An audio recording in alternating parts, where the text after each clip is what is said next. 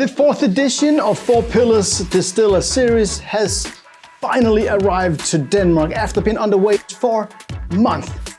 And guys, I am utterly disappointed. How the hell can you make such a good gin in such a small bottle? Have you guys ever heard of 3-liter boxes? Well, nevertheless, let's check this little bottle out.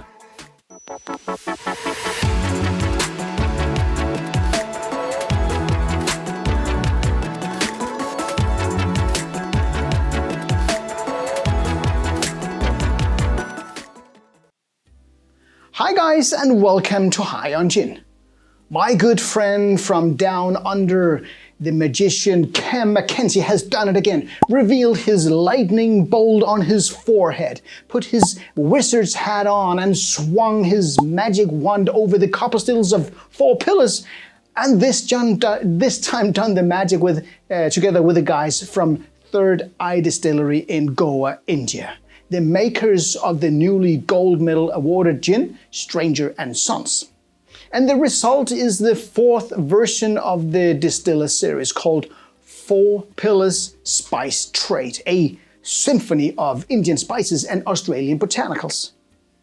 And thank God for magic, because this collaboration had to be done via Zoom due to the COVID-19 situation. But the result, it is just as good as any of the gins that is already in the Distillers series. And if you don't know this series, I've made a video about these first 3 versions. The gin done with Santa Maria Urbana in Spain, with Hernö in Sweden, and with the Kyoto Distillery in Japan.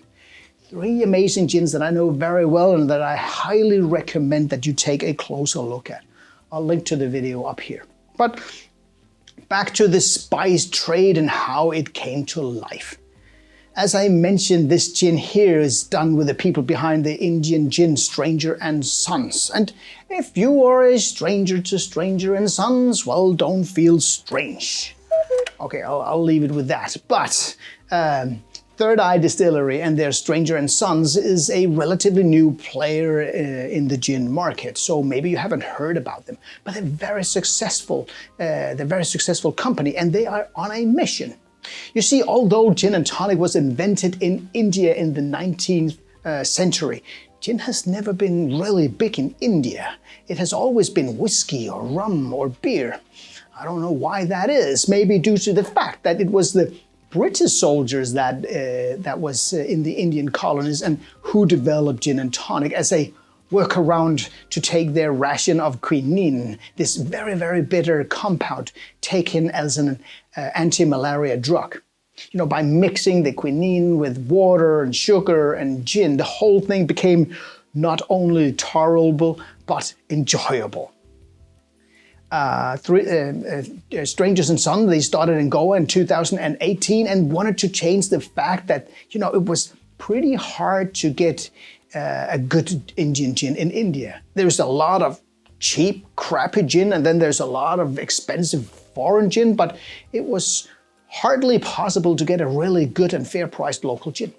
So they developed Strangers & Sons, and these guys, you know, they captured the essence of India by using botanicals native to every household in Goa. All these different citrus fruits and, you know, spices like local peppers and maize and nutmeg.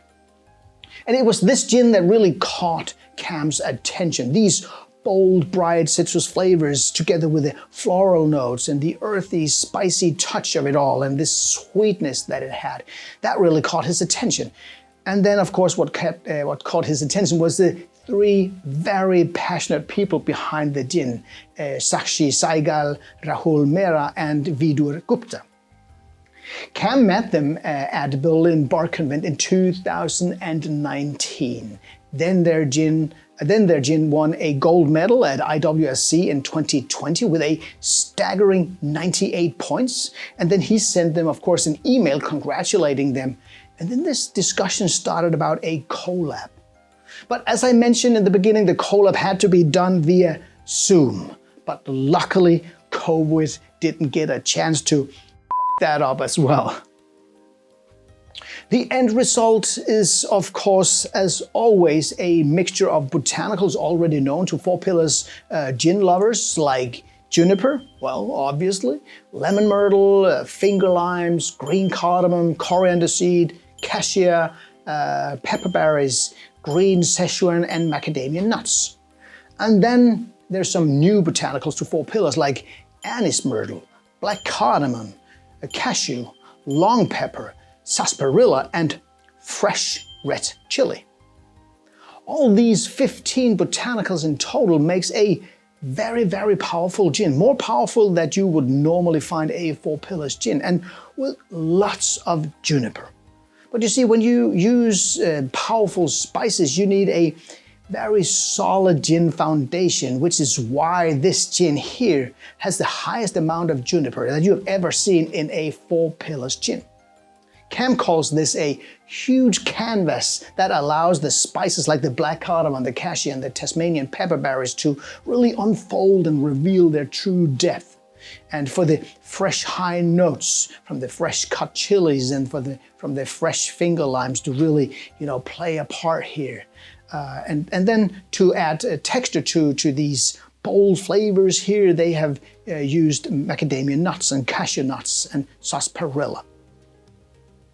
And how do you serve this bold gin? Well, have you ever heard of putting salt in your gin and tonic?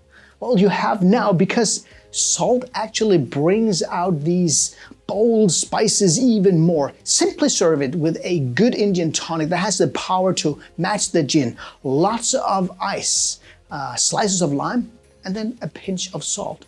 Trust me, it sounds silly, but it works so well. Want your own bottle of this limited version? Well, then go to Collection Spirits homepage and get it while they still have it.